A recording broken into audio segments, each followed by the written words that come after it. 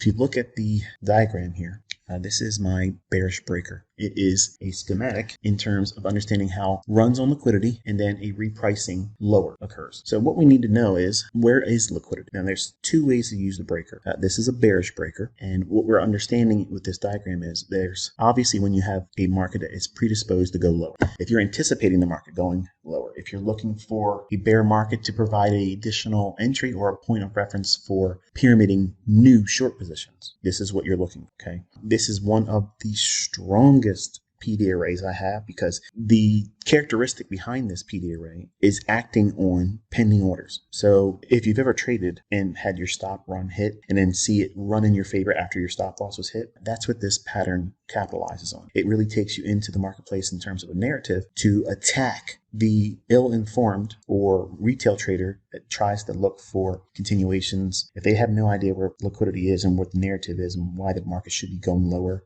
they get many times trapped by this move. They will be caught being a buyer of a breakout above a short-term high, and then it only goes up to a higher time frame buy-side liquidity where the actual reversal occurs. There's two stages of liquidity for the highest form of precision with my breaker. You'll always have the short-term buy-side liquidity above the short-term high, but it's going to want to reach into a higher time frame buy-side liquidity, and then you're waiting to see if it runs away from that. And then inside of this price leg from A to B, that right there is what you're looking for targeting. So this A to B leg, we're ignoring all of this. This is market protraction. Okay, this is the manipulation. So with this out of the equation, okay, think of this as time distortion. It's running from the low to the high to get that liquidity. But once it does that, ignore it for a second, because this is not the 2022 model. 2022 is something entirely different where you would use this price leg. Oh, you're confusing me, ICT. I understand. If you watch the videos, there's two different approaches being used, okay? We're using the price leg from A to B. Once this market creates this run here and starts to drop down, if I trust that I'm on side, that means I'm bearish.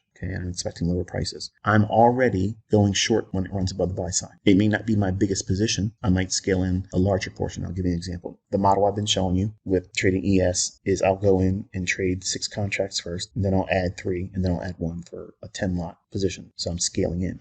This type of trade here, I would go in with 1, add 3 in here, and then 6 on a really good run into the breaker. I'm building in the likelihood of, even if I'm wrong and it goes against me on the 6 contracts, I have 3 and 1 that help offset or mitigate most of the drawdown that would be occurring if it was to quickly reverse and take out that high. I'm not suggesting that you should trade that way, but I am trying to teach you a little bit more in terms of amplification of the breaker pattern. This A to B price leg, you take that leg from the high down to the low and you lay your Fibonacci on that, and then you do your standard deviations lower. Whatever this range is from here to here, 1 standard deviation lower, that is the easiest bread and butter approach to using the breaker. If you're on side and you know you're looking for it and you're in a bear market, you don't need it to come down into this level here and trade back up. Many times you'll see me annotate a breaker and I'm entering in this price leg running lower before it even breaks out that low. I could be selling short throughout this entire range using the 2022 model and then use the breaker as an additional area where I can add and pyramid more. Or I can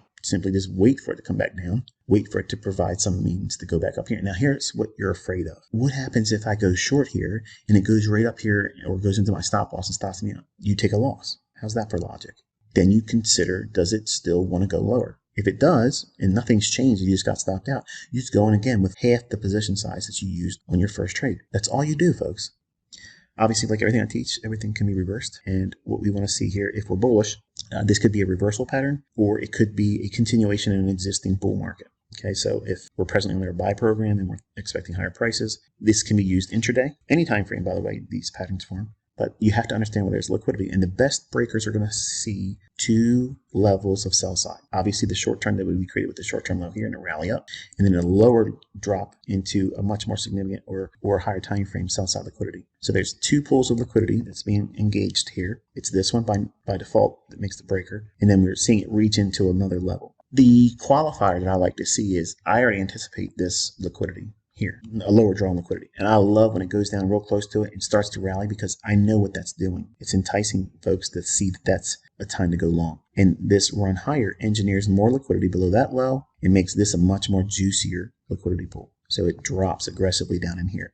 Once it takes that sell side out, I could be going long if I'm extremely bullish. If I'm on side, I'm trusting all my analysis, everything is indicating that this market, whatever it is going to go higher. I will buy those sell stops. Now, you may not have the confidence to do that. That's okay.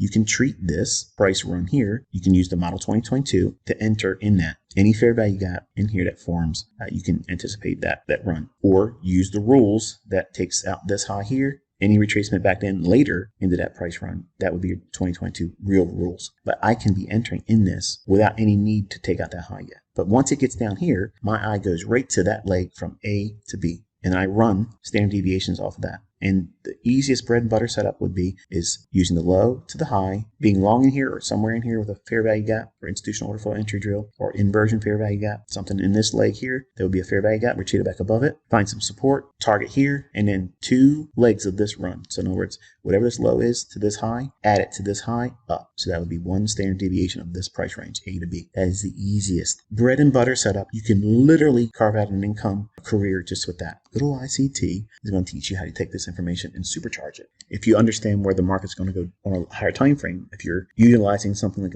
this pattern here to get in sync with a higher time frame buy model, you can then use the standard deviations between point A and point B and see if they agree with a larger, higher time frame pool of liquidity that you may be utilizing for the ultimate bias or draw that you're reaching for based on the higher time frame trade. So I'll give you examples of that. So here we have the low, the high, and this is a 5-minute chart, by the way. Low, high, lower low. So this is a breaker. Inside of this price leg from A to B, remember we're bullish, we're looking for the run from this low to high to do our standard deviations. I've already went through the idea of buying it here because we can be buying inside this leg right there. We don't need to see this high broken and trade it back to as support. That is one way of using a break. But when you understand where the market's likely to go, you can trade in this run before it happens. But this low to high to lower low, if you take that A to B leg, you're ignoring this as a run on liquidity. So all of this is time distortion. This drop down is both manipulation and time distortion. You are getting knocked out if you're long and using this as a stop loss. The market comes back down, reprices to that level, does the dirty work of knocking those traders that have a sell stop below here on their long that were maybe briefly profitable, and then drops down and goes against them, stops them out. If you did take a trade like that and you get stopped out, you wait for this type of scenario here where it creates an imbalance. Once it does that, you can be a buyer right there. And trust that we've already did a stop run with this run here below that low. But A to B price leg, you use that for your standard deviations. From here to here, you start running scenarios where you have a standard deviation of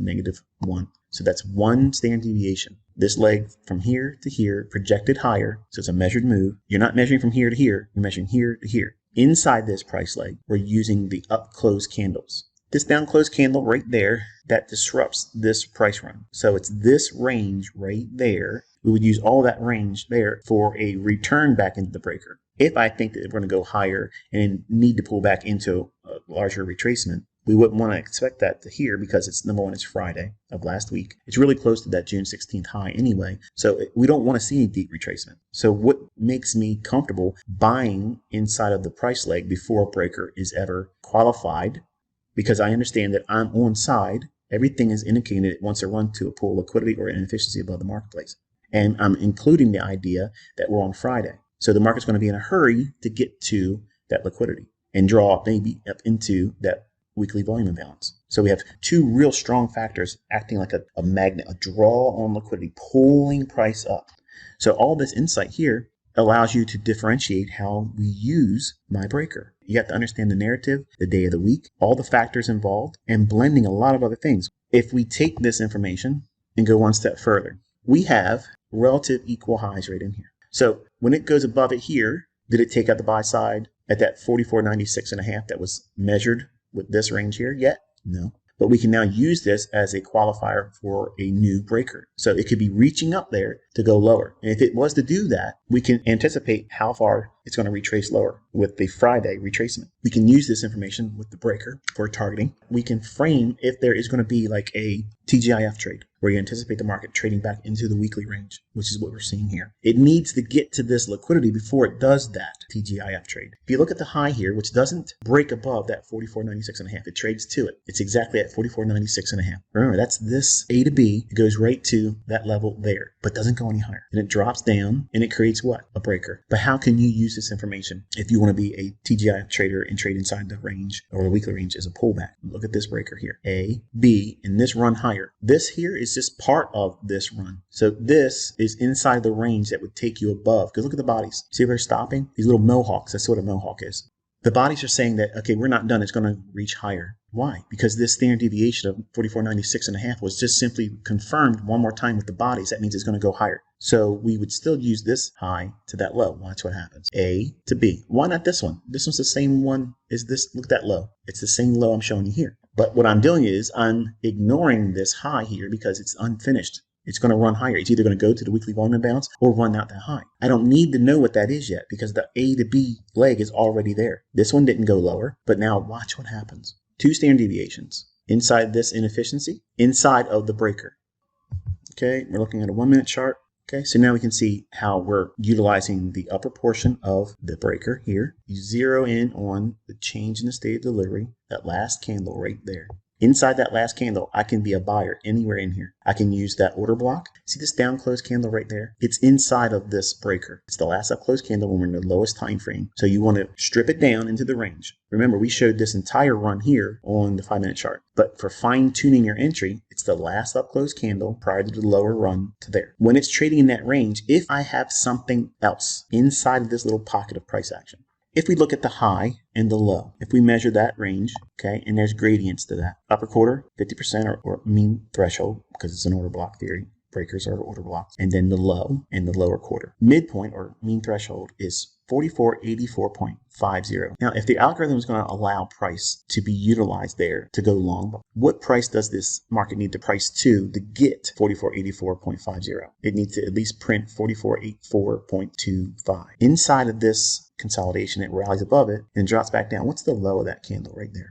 4484.25. That allows the spread to not be a hindrance for smart money to go long there. Even if you don't take that as a trade, does the market show a willingness to want to move away from that? Yes, that's a signature. I'm watching that. I'm seeing price do that. I want to see these types of things come into the marketplace to support the idea that we're going to continuously grind towards that buy side liquidity and maybe reach up into that weekly volume imbalance. Once we're inside order flow, we have inefficiencies. We've seen the long here, and then we're seeing an inefficiency here, but we're bullish. So we're not looking at this as the trade up into here and then sell off. Look closely. Do you see this low, high, lower low? Remember, I'm long in here. I'm buying all that. What am I utilizing? Look at those levels. Look at them. What am I buying? Consequent encroachment of that 5-minute fair value gap. It's defined by this level and that level. Then I'm buying what? Consequent encroachment of the inversion fair value gap, which is this level here. I expect this to be support and find a point of accumulation to send it higher, to attack buy sell liquidity and draw up into the high on the 16th of June, 2023. So I'm using these reference points like rungs on a ladder, okay? Or think of it like a mountain climber. Okay, where they're going to reach and grab and hold on to that rock face and pull themselves up higher. Well, I'm looking for all these areas as price presents them. So when price was down here, that fair value gap was already there. So I'm accumulating long positions here, right in the middle of it, which is consequent encroachment of the 5-minute fair value gap, which is these 2 blue lines. That gap was already there on the 1-minute chart. I want to see it trade up there. Look at the body, respecting it. See it? It's staying inside of that gap. Then it comes back down. I'm buying it when it's in the midpoint of it, right there. I'm buying it there. And then I'm buying the low end range of it there. So I'm accumulating and pyramiding with logic. But now because we can see this low, high, lower low, that's a breaker. I'm utilizing that, all that framework. I'm going inside this price leg with the support of this idea as a breaker. Because this is an A to B, and this is all distortion and manipulation, I'm using that as the entry point. But I'm going back into this little short-term price leg right here. Low to high, okay? Now watch. All of this is occurring, by the way, in the 1150 to 1210 macro. Okay, it's a specific sweep period of time where the algorithm will start spooling, reaching for liquidity. But this leg here, that's the A to B on that breaker. If we take that and we know that that buy side liquidity is on June 16th, 2023 high, the daily candle, it's drawing up into that and maybe even as much as the weekly volume imbalance. So we have this range right here, but now we have 3 standard deviations, 4 standard deviations, 5 standard deviations, 6, 7.5. Where does 7.5? Now, if I show you 6.5, that's right at that old high. You see that? 4493.75. That right there tells me that will definitely reach for that liquidity. Remember, 4493.75 is the high of June 16, 2023. What I'm doing is I'm showing you how to take the levels here for standard deviation, and when they agree with a range of liquidity, what do I mean by that? If we look at how the negative 6.5 standard deviation comes in at the daily high at June 16th. We have an expectation that the market will reach up into the liquidity above this high at 4493.75 to this range up here, which is the weekly volume imbalance. So in that range right there, okay, if we take that range and use all the breakers or any standard deviation idea or approach to look for targeting, you want to see a confluence of levels anywhere in that range. So if we anticipate 4496.50, which is based on that A to B price leg here to here, that's where we got that from. So we have that level, then we have 4495.75, and in one, qualifying and confirming that the high on the 16th of June 2023, that is in fact going to be reached for. How far above that level? Well, 4495.75 is a good level, and 4496.5 is a good level. So any one of those two price levels is a good price point to exit.